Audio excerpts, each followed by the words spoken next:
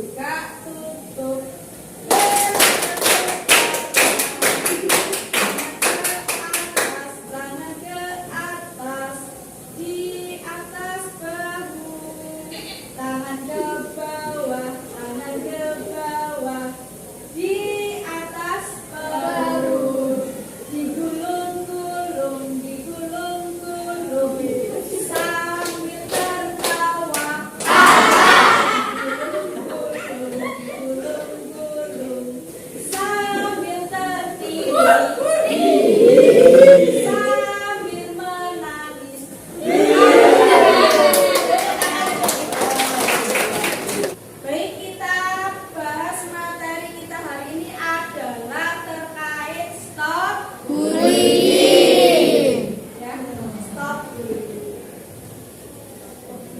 Kira-kira bullying itu apa ya? Bullying itu apa? Bullying itu apa? Bullying itu adalah mengejek teman. Bahasa yang serius, menimbulkan dampak yang banyak lah. Perilaku bullying ini perilaku yang seperti apa? Mengejek, mengucilkan teman, memukul, terus berarti kira-kira disengaja atau tidak? Disengaja. Dan itu menyakiti apa tidak ya ke temannya ya? menyakiti ke teman. Jadi perilaku bullying itu adalah perilaku yang agresif yang menyakiti teman. Gitu ya?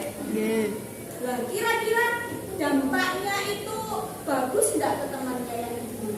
boten, Dibully ini kan ada pelaku, ada korban. dan Kira-kira dampaknya ke korban ini positif apa negatif? negatif, Positif apa negatif? negatif, Contohnya apa ya dampaknya?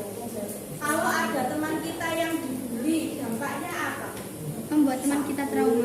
Ya, bisa jadi teman kita itu minder, gak wanian ambek koncone, ya, takut berteman, ya. Akhirnya dia menarik diri, minder, emok, koncoan. Itu akibat dari bullying. Ya, di sini perilaku bullying itu biasanya terjadi berulang kali. Misalnya ono konco sampean di kelas yang kelihatannya dia itu secara psikis lemah gitu ya. Dibully dhek mung nangis tok gak wani ngandakno nang gurune, gak oleh konco ya. Ini secara terus-menerus dibully. Biasanya jadi korban bullying.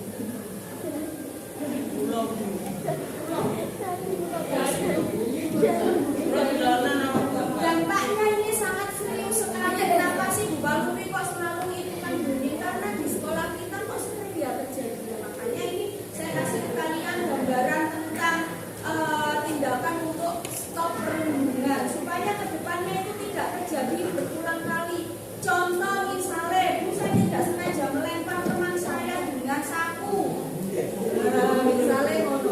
Apakah termasuk perilaku bullying? Bullying yang tidak disengaja. Saya tanya nih, sapu gunanya untuk apa? Apa kamu lempar-lemparan? Betul ya? Sapu gunanya untuk menyapu.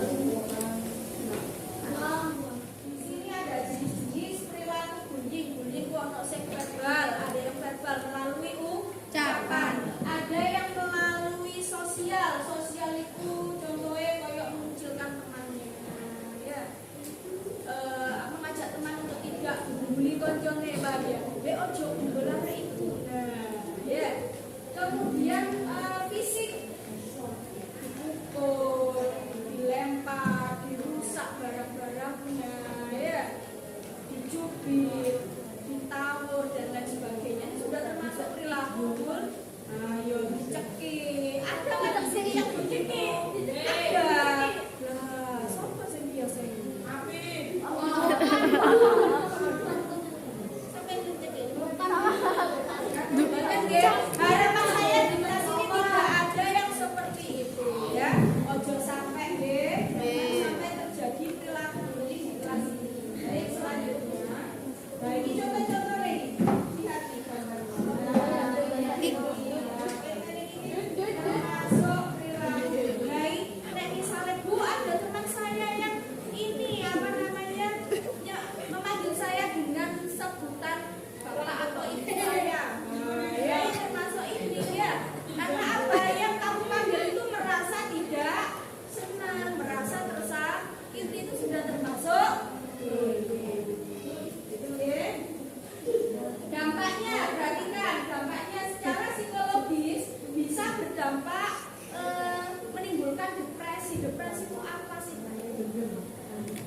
Basa kasare ngono iku Vika.